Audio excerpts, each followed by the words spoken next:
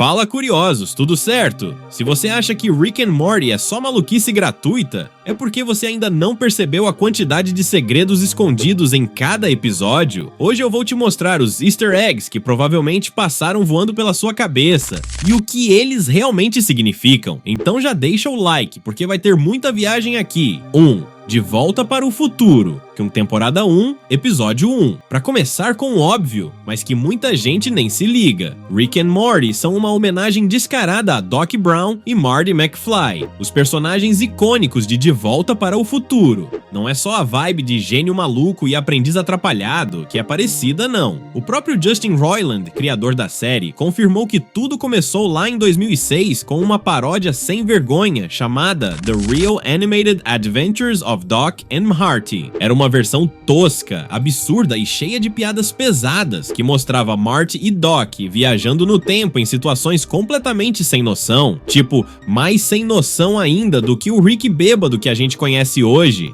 Quando Dan Harmon viu essa maluquice, ele se apaixonou na hora e disse: "Tá aí, vamos transformar isso numa série de verdade." Só que, claro, para evitar processos da Universal Pictures, eles deram uma adaptada, trocaram os nomes, deixaram os personagens mais originais e criaram todo um universo próprio. Mas a essência continuou lá, um inventor de cabelo bagunçado, viciado em experiências malucas, arrastando um garoto meio inocente para aventuras que desafiam as leis da física e da moralidade.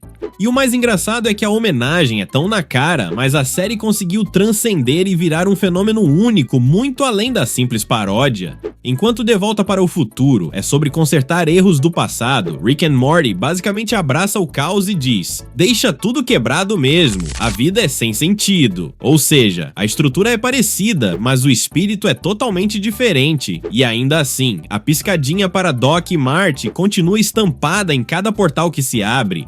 Então, se você achava que era só coincidência, tá mais enganado que o Morty tentando pilotar a nave do Rick. É viagem no espaço, no multiverso e na sanidade, tudo junto, sem nem pedir licença. 2. Jurassic Park, temporada 1, episódio 3. Agora segura essa viagem. No episódio Anatomy Park, Rick encolhe Morty e o manda explorar um parque temático. Dentro do corpo de um mendigo, a ideia já é completamente insana, mas se você parar pra pensar, ela é uma homenagem direta ao clássico Jurassic Park, do Steven Spielberg. Assim como no filme, o conceito é o mesmo, um parque de maravilhas biológicas. No caso de Jurassic Park, dinossauros clonados, e aqui em Rick and Morty, doenças vivas e órgãos modificados. Tudo começa com a promessa de uma aventura épica e educativa. Mas adivinha? Tudo dá errado. Horrivelmente errado. Os patógenos escapam, as defesas corporais ficam malucas e Morty precisa correr pela própria vida, enquanto o parque literalmente desmorona ao redor dele. É como trocar o Velociraptor por uma tuberculose armada e ainda mais mortal. E o mais genial é que o episódio não esconde a referência. O nome Anatomy Park já é uma piscadela escancarada para Jurassic Park. Até a estrutura narrativa é parecida. Tem o visionário meio irresponsável, o Rick no lugar do John Hammond. Tem a ilusão de controle total, tem os visitantes inocentes. E claro, tem o caos se instalando quando a natureza decide que não vai seguir o script. Além disso, a trilha sonora e até a sensação de maravilha misturada com desespero que o Morty sente são muito inspiradas nos primeiros momentos de Jurassic Park. Aquele deslumbre inicial que vira pânico rapidinho. Só que aqui, em vez de "meu Deus, um dinossauro", é "meu Deus, uma bolha de hepatite vindo na minha direção". Resumindo, Rick and Morty pegou o conceito de Parque dos Horrores e jogou para um nível de insanidade que só eles poderiam fazer. E ainda mostrou que, seja num tiranossauro ou numa bactéria assassina, a regra é clara: nunca confie quando te dizem que o parque é 100% seguro. 3 e 4. A origem, Inception e a hora do pesadelo. Agora, prepare sua mente. Literalmente. No segundo episódio da primeira temporada, Rick e Morty mergulham nos sonhos do professor de matemática tentando manipular suas ideias e garantir uma nota boa para o Morty. E se isso te lembrou Inception, a origem, do Christopher Nolan, parabéns! Você é tão esperto quanto o próprio Rick. A estrutura é praticamente a mesma, camadas de sonhos dentro de sonhos, o tempo fluindo diferente em cada nível e a missão ficando cada vez mais perigosa e absurda conforme eles afundam. Só que aqui É claro, tudo vira uma zoeira sem limites. Ao invés de ver a arquitetura dobrando e dilemas existenciais, a gente ganha gangues de personagens bizarros e muita insanidade. A trilha sonora, com batidas graves e tensas, também é uma piscadinha para o famoso Bram de Inception, aquele som que parece que vai explodir seus tímpanos. Ou seja, Rick and Morty não só homenageou, como ainda tirou sarro de todo o drama filosófico do filme, mostrando que às vezes a melhor resposta para um pesadelo é ser ainda mais absurdo que ele. E se você acha que a insanidade para por aí, segura essa. Dentro de um dos sonhos, eles encontram ninguém menos que uma paródia do Freddy Krueger de A Hora do Pesadelo, o lendário monstro dos sonhos que aqui vira o hilário Scary Terry, com sua camiseta listrada, garras afiadas, chapéu amassado e um vocabulário limitado a muitos e muitos bitch. Scary Terry é a versão adolescente revoltada do Freddy, misturando terror e vergonha alheia em doses perfeitas. O mais genial é que, assim como nos filmes do Freddy, Rick e Morty tentam invadir o sonho do próprio monstro para se salvarem, mas em vez de uma luta épica, eles fazem amizade com o Scary Terry, ajudam ele a superar suas inseguranças, tipo medo de ser demitido, sério. Ou seja, Rick and Morty conseguiu em um único episódio homenagear dois clássicos gigantes da cultura pop, mostrando que às vezes, entre camadas infinitas de sonho e monstros de pele derretida, o melhor jeito de sobreviver é rir, improvisar e dar um abraço no vilão. 5. Gravity Falls, temporada 1, episódio 10. Essa é pra quem ama Gravity Falls. Em uma cena onde Rick está abrindo portais para outros mundos, aparecem voando rapidamente um bloco de notas, uma caneca e uma caneta, exatamente os mesmos itens que o Stan perde em um episódio de Gravity Falls. Isso porque Justin Roiland e Alex Hirsch, criadores das duas séries, são amigos na vida real e fizeram esse crossover escondido pros fãs mais atentos. 5.1 Os Vingadores e equipes de super-heróis. Agora é hora de convocar a Superliga dos Ricks. No episódio Close Rick Counters of the Rick Kind, somos apresentados à Cidadela dos Ricks, um lugar no multiverso onde milhares de Ricks convivem ou tentam conviver com milhares de Mortys. E adivinha, muitos desses Ricks se juntam em grupos especiais, tipo a Conselho dos Ricks, lembrando muito a ideia de times de super-heróis como os Vingadores, Liga da Justiça e até as Tartarugas Ninja, assim como nos filmes da Marvel, onde heróis de diferentes histórias se unem para enfrentar ameaças maiores. Aqui vários Ricks, cada um com uma personalidade e estilo únicos, tentam governar o multiverso. E o mais genial é que, no meio da sátira, a série ainda tira sarro da ideia de que mesmo os mais brilhantes podem ser idiotas quando se reúnem em grande quantidade.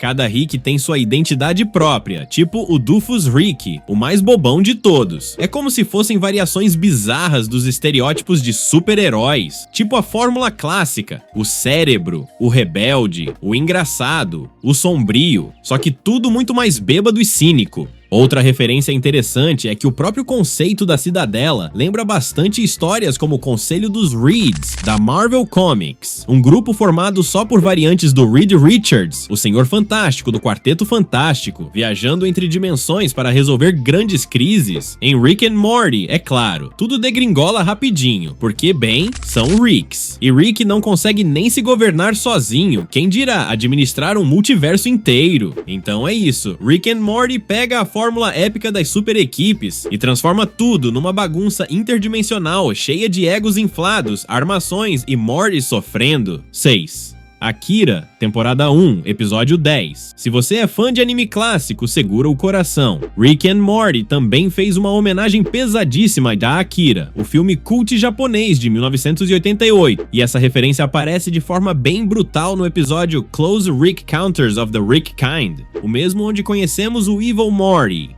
Lembra da cena em que vários Mortys estão sendo torturados, conectados em uma espécie de estrutura viva, feita de sofrimento e controle mental? Pois é, essa imagem bizarra é uma homenagem direta ao visual grotesco de Akira, especialmente as cenas do Tetsuo, que sofre mutações monstruosas enquanto perde o controle dos seus poderes psíquicos. Em Akira, Tetsuo é usado como cobaia em experimentos governamentais, gerando uma tragédia épica em Neo Tóquio. Em Rick and Morty, a história é parecida, só que aplicada no multiverso, os Mortys são escravizados como fonte de disfarce para os crimes do Evil Rick. A estética de horror corporal, fios conectando corpos, a expressão de dor. Tudo é uma homenagem direta ao estilo perturbador de Akira. Além disso, a atmosfera sombria desse momento destoa totalmente do humor caótico habitual da série, bem como Akira, que mistura ficção científica com uma sensação constante de desconforto e tragédia. Outro detalhe interessante, o uso de Mortis como bateria viva lembra outra obra inspirada por Akira, Matrix, onde os humanos também servem de fonte de energia para as máquinas. Ou seja, em uma única sequência, Rick and Morty presta homenagem a um dos maiores animes da história e ainda brinca com as ideias de controle, sofrimento e rebelião. E claro, o Evil Morty, essa versão sombria do nosso atrapalhado herói, é o Tetsu perfeito, oprimido, revoltado e pronto para explodir tudo num plano genial. 7. Mad Max e Fallout, temporada 3, episódio 2. Agora coloca o cinto e prepara o moicano, porque Rick and Morty foi direto pro mundo pós-apocalíptico em uma homenagem descarada a Mad Max. Isso acontece no episódio Rickman Sing the Stone, o segundo da terceira temporada. Logo de cara, Rick, Morty e Summer viajam para uma dimensão devastada, onde grupos de guerreiros selvagens disputam território em carros tunados, roupas de couro e com muito spray de tinta na boca. Quem pegou a referência pegou. O cenário inteiro é uma paródia do universo de Mad Max, Estrada da Fúria, o mais recente e explosivo filme da franquia. Summer, inclusive, acaba virando uma espécie de imperatriz furiosa, versão adolescente revoltada. Ela entra de cabeça no caos, se apaixona por um brutamontes armado até os dentes e passa a questionar o sentido da própria existência num mundo sem regras. Morty também não fica atrás, ele arranja um braço mutante gigante, praticamente uma evolução pós-apocalíptica do Tetsu de Akira que a gente comentou antes, e resolve problemas no soco. E o Rick? O Rick é o Rick. Ele basicamente usa a situação para roubar cristais de energia raríssimos e ainda debocha da galera desesperada por gasolina. A estética do episódio é uma mistura maravilhosa de poeira, ferrugem, perseguições insanas e caos absoluto. Exatamente o espírito de Mad Max. Inclusive, tem várias cenas que lembram as coreografias malucas de Estrada da Fúria, com veículos colidindo, explosões absurdas e figurinos que parecem saídos direto dos pesadelos de George Miller. E como cereja do bolo, até a trilha sonora entra na brincadeira, com guitarras pesadas e tambores de guerra ao fundo, igualzinho ao ritmo frenético do filme. Resumindo, se Mad Max é adrenalina pura no cinema, Rick and Morty conseguiu transformar essa insanidade em pura comédia. E ainda deixou a gente com vontade de sair dirigindo um carro tunado no deserto, gritando igual maluco. Além de Mad Max, tem uma pitadinha radioativa de Fallout ali no meio. E se você nunca jogou Fallout, tá perdendo metade da piada. O capacete de Hammerhead parece ter saído direto de uma Vault. As armas e armaduras dos Deathstalkers, 100% estilo Wastelander, improvisadas, remendadas e letais. Quase dá pra ouvir o som de XP subindo. Os Deathstalkers funcionam como uma facção tribal clássica, igualzinho aquelas gangues de psicopatas que você encontra entre uma ruína e outra nos jogos de Fallout, sem governo, sem regras, só testosterona e violência gratuita. Quando Summer tenta viver uma vidinha tradicional com Hammerhead numa casa suburbana, o caos se dissolve e o tédio aparece. É exatamente o que rola quando um personagem de Fallout tenta abandonar o deserto radioativo para virar cidadão modelo. Spoiler, não dá certo. Outra referência é em relação às viagens rápidas, que aqui são feitas pelo portal de Rick. Simplesmente épico. E aí, aposto que pelo menos uma dessas você nunca tinha percebido, né? Rick and Morty não é só maluquice, é um verdadeiro baú de referências escondidas pra quem é nerd raiz. Se você curtiu essas descobertas, não esquece de comentar aqui embaixo qual foi a mais absurda que você percebeu e qual você só descobriu agora. Quer a parte 2? Comenta também, se inscreve aí porque no próximo vídeo a gente vai viajar ainda mais fundo no multiverso.